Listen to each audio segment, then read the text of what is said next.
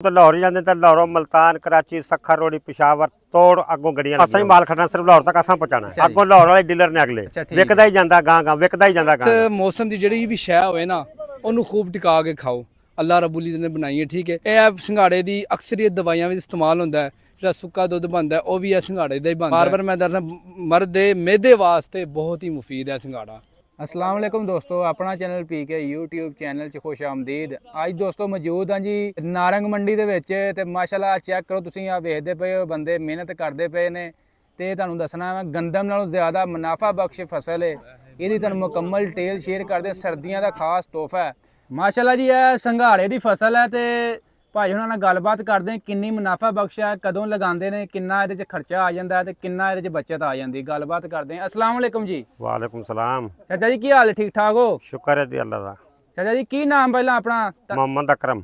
अच्छा, आ इलाका केड़ा अपना? नारंग मंडी दा। नारंग मंडी ते ए केड़ी फसल है साडे जे पिछे? ये फसल संघाड़ियां दी है जी। अच्छा, संघाड़े दी फसल है ते कदों काश्त करदे होए? ये जी सौण भादरों च। सौण भादों यानी कि मूंजी दे नाल ही? मूंजी दे नाल ही। ते किन्नी देर दी फसल है? ये 4 महीने की फसल है जी। 4 महीने की फसल है ते किन्नी दफा जी तराई करदे हो? ਇਹਦੀ ਤੜਾਈ ਸਿਰਫ 3 ਵਾਰ। 3 दफा ਹੁੰਦੀ? ਹਾਂਜੀ। ਤੇ ਸਾਨੂੰ ਇਹ ਦੱਸੋ ਕਿੰਨਾ ਖਰਚਾ ਆ ਜਾਂਦਾ ਹੈ ਫਸਲ ਤੇ? ਖਰਚਾ ਜੀ ਇਹਦੇ ਤੇ ਲੱਖ ਰੁਪਇਆ ਖਰਚਾ ਆ ਜਾਂਦਾ 1 ਏਕੜ ਤੇ।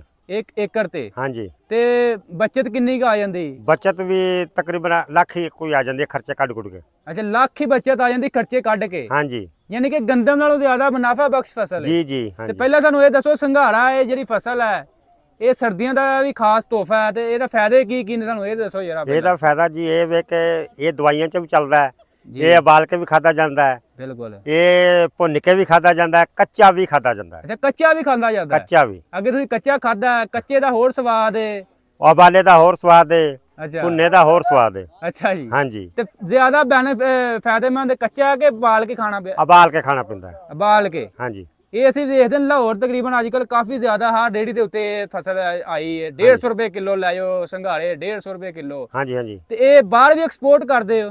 ਬਾਹਰ ਵੀ ਐਕਸਪੋਰਟ ਕਰਨੇ ਤੇ ਸ਼ਹਿਰ ਅੰਦਰੂਨੀ ਦੇ ਵਿੱਚ ਵੀ ਇੱਥੋਂ ਹੀ ਮਾਲ ਜਾਂਦਾ ਤਕਰੀਬਨ ਸਾਰਾ।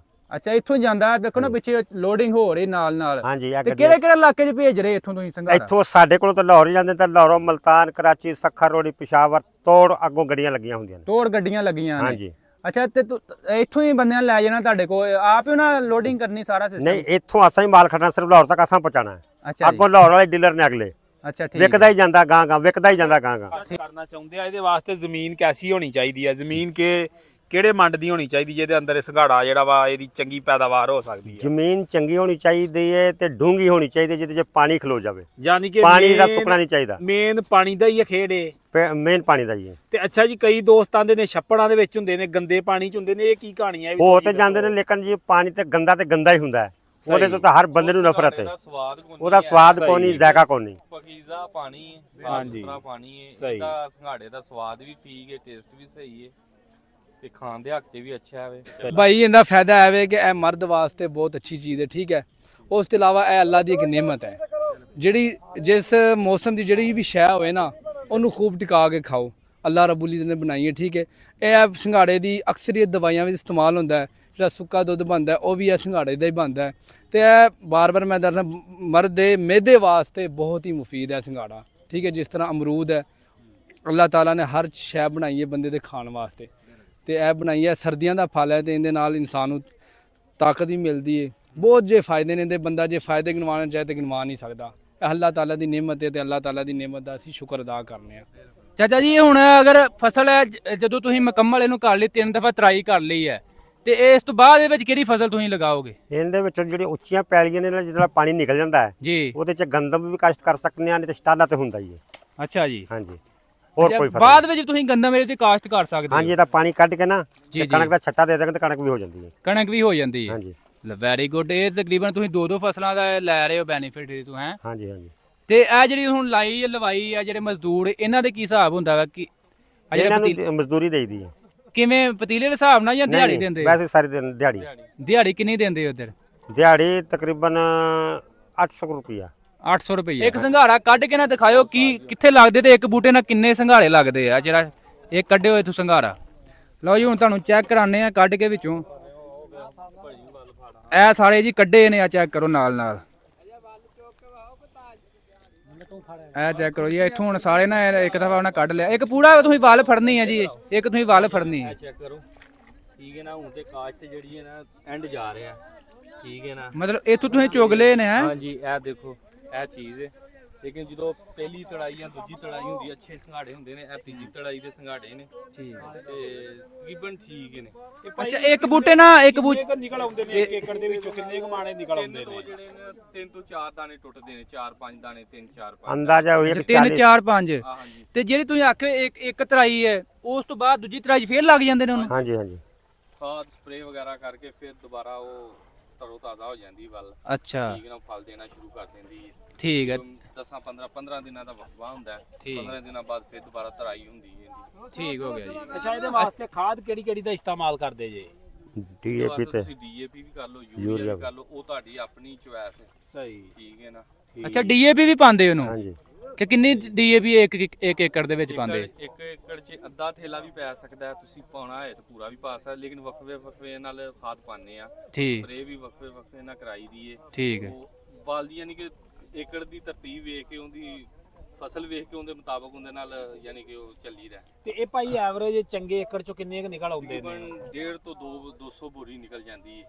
50 kg ਦੀ? ਹਾਂਜੀ, 50 kg ਦੀ 200 ਬੋਰੀ ਨਿਕਲ ਜੇ ਤੇ 250 ਮਣ। ਹਾਂਜੀ, ਯਾਨੀ ਕਿ ਅੱਛੀ ਫਸਲ ਜੇ ਅਗਰ ਅੱਛਾ ਏਕੜ ਦੇ ਦੇਣਾ ਤੁਹਾਨੂੰ ਫਸਲ, ਉਹ ਇੰਨੀ ਤਕਰੀਬਨ 250 ਮਣ ਤਕਰੀਬਨ ਇੰਨਾ ਕੋ ਨਿਕਲ। ਹਾਂ ਚਾਚਾ ਜੀ, ਥੋੜਾ ਜਿਹਾ ਨਾਲ ਹੋ ਜਾਓ। ਹਲੋ ਜੀ, ਚਾਚਾ ਜੀ ਕੱਚਾ ਹੀ ਖਾ ਰਹੇ ਨੇ। ਚਾਚਾ ਜੀ, ਕੱਚੇ ਦਾ ਕੀ ਸਵਾਦ ਹੈ ਇਹਦਾ? ਬਹੁਤ ਮਜ਼ਾ ਹੈ ਜੀ, ਬਹੁਤ ਮਜ਼ਾ। ਬਹੁਤ ਮਜ਼ਾ ਹੈ। ਹਾਂਜੀ, ਭਾਈ ਹੁਣੇ ਦੱਸ ਰਹੇ ਕੱਚਾ ਵੀ ਖਾ ਲਈਦਾ ਤੇ ਪਕਾ ਕੇ ਵੀ, ਤੇ ਇਹ ਭਾਈ ਸਾਰੇ ਤਰੀਕੇ ਨਾਲ ਤੁਸੀਂ ਖਾ ਸਕਦੇ। ਬਾਹਰ ਭਾਈ ਤੁਸੀਂ ਐਕਸਪੋਰਟ ਵੀ ਕੋਈ ਕੀਤਾ ਜਾਂ ਬਾਹਰ ਦੇ? ਨਹੀਂ, ਇਹ ਪਾਕਿਸਤਾਨ 'ਚ ਹੀ ਖਾਦਾ ਜਾਂਦਾ ਹੈ, ਕਿਉਂਕਿ ਪਾਕਿਸਤਾਨ 'ਚ ਨਹੀਂ ਪੂਰਾ ਹੁੰਦੇ ਆ। ਬਿਲਕੁਲ। ਕੋਈ ਯਾਨੀ ਕਿ ਸੰਘਾੜੇ ਦੀ ਜਿਹੜੀ ਜ਼ਰਾਤ ਘੱਟ ਹੈ। ਜੀ ਜੀ, ਸਿਰਫ ਮੇਨ ਡੂੰਘੇ ਇਲਾਕਿਆਂ 'ਚ ਹੁੰਦੇ ਨੇ। ਬਿਲਕੁਲ। ਉੱਚੇ ਇਲਾਕੇ 'ਚ ਤਾਂ ਹੁੰਦੇ ਨਹੀਂ, ਕਿਉਂਕਿ ਪਾਣੀ ਦੇ ਨਾਲ ਤੇ ਸੰਘਾੜਾ ਯਾਨੀ ਬਣਦਾ ਕਿ ਹੈ। ਬਿਲਕੁਲ ਬਿਲਕੁਲ। ਹਾਂਜੀ, ਪਾਣੀ ਦੇ ਖੇਤ। ਭਾਜੀ, ਆਖਰੀ ਸਵਾਲ ਇਹ ਹੈ, ਤੁਹਾਨੂੰ ਇਹ ਦੱਸੋ ਕੋਈ ਸੰਘਾੜਿਆਂ ਦੇ ਵਿੱਚ ਕੋਈ ਕੁਆਲਿਟੀ ਹੁੰਦੀ ਜਾਂ ਇੱਕੋ ਹੀ ਕਿਸਮ ਇਹਨਾਂ ਦੀ? 2-3 ਕੁਆਲਿਟੀਆਂ ਹੁੰਦੀਆਂ ਨੇ। ਜਿਵੇਂ ਲਾ ਲਓ ਤੁਸੀਂ, ਇਹਨੂੰ ਆਂਦੇ ਨੇ ਗੋਲਾ, ਇੱਕ ਫੀਨਾ ਹੁੰਦਾ ਹੈ। ਜੀ ਜੀ, ਠੀਕ ਹੈ ਨਾ। ਇੱਕ ਹੁੰਦਾ ਸਿੱਪੜ। ਠੀਕ ਹੈ। 2-3 ਕੁਆਲਿਟੀਆਂ ਨੇ। ਇਹ ਗੋਲਾ ਸੰਘਾੜਾ, ਠੀਕ ਹੈ ਵਾਲਾ।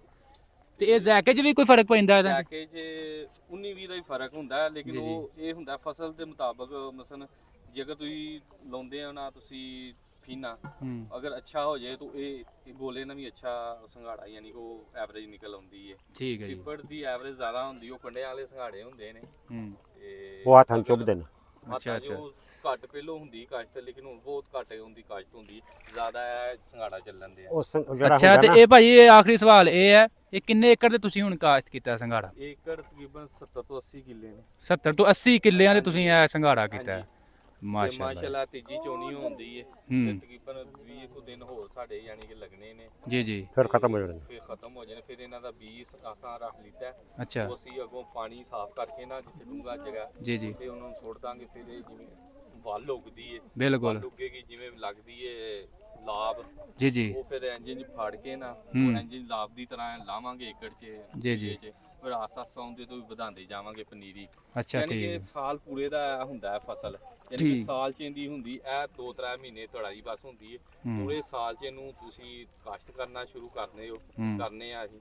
ਠੀਕ ਹੈ। ਪੂਰੇ ਸਾਲ ਦੇ ਇਹ 2-3 ਮਹੀਨੇ ਆਣ ਕੇ ਫਲ ਦਿੰਦਾ। ਠੀਕ ਹੈ। ਤੇ ਫਿਰ ਦੁਬਾਰਾ ਯਾਨੀ ਕਿ ਖਤਮ ਹੋ ਅੱਛਾ, ਜਾਂਦਾ। ਤੇ ਇਹ ਬੀ ਭਾਈ ਕਿਹੜੀ ਚੀਜ਼ ਰੱਖਦੇ ਤੁਸੀਂ? ਬੀ ਜਿਹੜਾ ਤੁਸੀਂ ਰੱਖਣਾ ਸੰਘਾੜਾ ਇਹ ਬੀ ਹੈ? ਹਾਂਜੀ, ਇਹੀ ਹੁੰਦਾ, ਲੇਕਿਨ ਬੀ ਹੁੰਦਾ ਇਹਦੇ ਨਾਲ ਅੱਛਾ।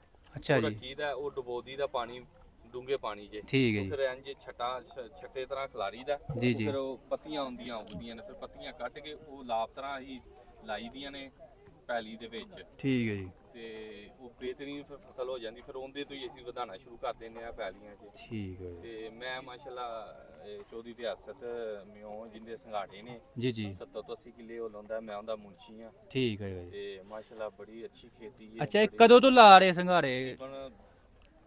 20 ਸਾਲ ਤੋਂ, ਯਾਨੀ ਕਿ 20 ਸਾਲ ਤੋਂ ਤੁਸੀਂ ਲਾ ਰਹੇ? ਹਾਂਜੀ, ਇਹ ਕਰ ਰਿਹਾ ਕਾਸ਼ਤ। ਸੇ ਨਾਲ ਗੰਦਮ ਵੀ ਕਰ ਰਿਹਾ ਸੰਘਾੜੇ ਵੀ? ਗੰਦਮ, ਸਟਾਲਾ ਵਗੈਰਾ ਜੋ ਜ਼ਮੀਨ ਦੇ ਮੁਤਾਬਕ ਚੱਲੀਦਾ ਨਾ, ਜਿਸ ਤਰ੍ਹਾਂ ਉਹਦੇ 'ਚ। ਠੀਕ ਹੈ ਜੀ। ਹਾਂਜੀ। ਅੱਛਾ, ਤੇ ਸਮਝਦੇ ਗੰਦਮ ਨਾਲੋਂ ਜ਼ਿਆਦਾ ਮੁਨਾਫਾ ਬਖਸ਼ ਫਸਲ ਹੈ? ਹਾਂਜੀ, ਅੱਛਾ, ਅਗਰ ਤੁਹਾਡਾ ਸੀਜ਼ਨ ਲੱਗ ਜੇ ਨਾ ਜੀ ਜੀ, ਤੇ ਕਿਆ ਹੀ ਬਾਤ ਹੈ। ਠੀਕ ਹੈ ਭਾਈਜਾਨ, ਬਹੁਤ ਮਿਹਰਬਾਨੀ ਜੀ, ਬਹੁਤ ਸ਼ੁਕਰੀਆ ਤੁਸੀਂ ਟਾਈਮ ਦਿੱਤਾ। ਓਕੇ ਓਕੇ ਜੀ, ਅੱਲਾ ਹਾਫਿਜ਼।